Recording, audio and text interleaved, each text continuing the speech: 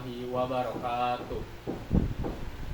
Hello and welcome to Digital Talks, the show where we explore how technology shapes our life.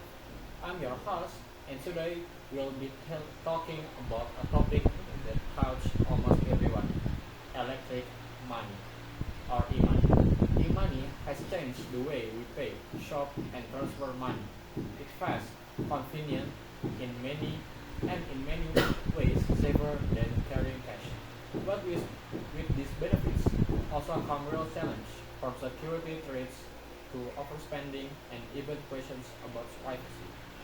To help us understand this better, I'm joined by two amazing guests.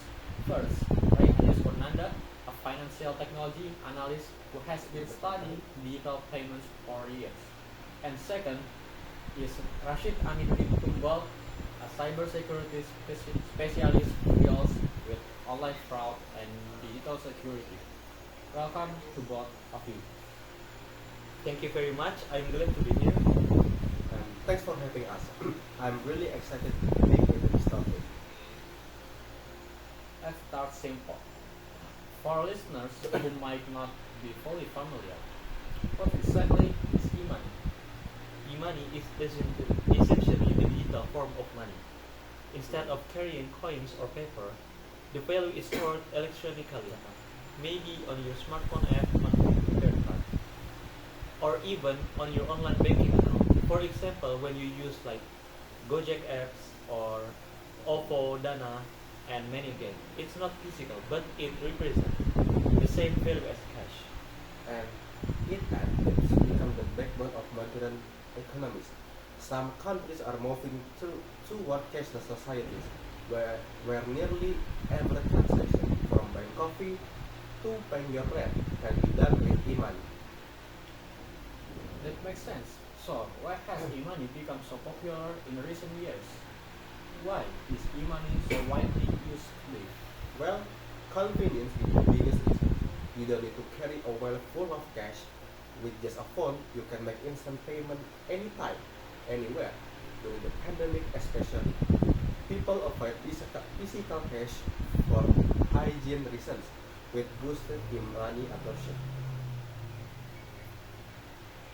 I am very agree. And there's also the speed factor.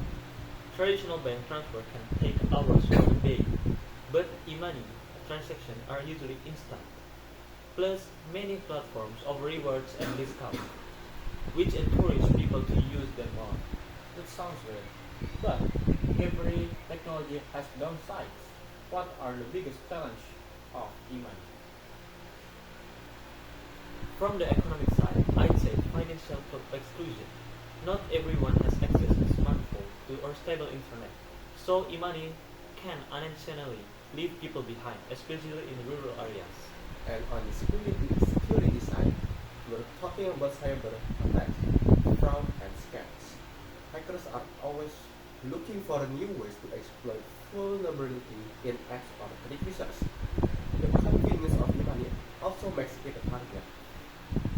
Security seems like a huge issue here. How serious are cybersecurity threats for e-money?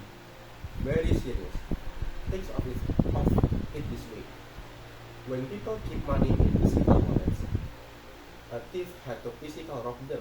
But with e-money, a hacker sitting thousands of miles away can hack your account in minutes. We see cases of phishing emails, fake apps, or even malware that secretly collects passwords. If users aren't careful, they can lose everything. And it's not just individuals, companies and even governments are targeted. A big security breach could damage trust in the entire e-money systems. That's alarming. So let's focus on fraud specially. Does e-money make fraud more common? Yes, in some ways, because everything is digital. Fraudster can be more creative, setting up fake websites, sending fake payments, or pretending to be customer service. Exactly. The anonymity of the internet makes it easier for scammers.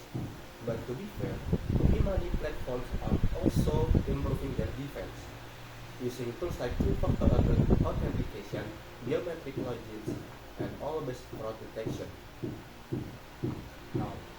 more people who don't even have access to these systems. How does e-money affect rural or low-income communities? This is a real challenge. In many rural areas, people lack smartphones, reliable internet, or even digital literacy. So while urban users benefit from e-money, others are excluded. That creates a digital divide. And ironically, those common communities could benefit the most, since they might live far from banks.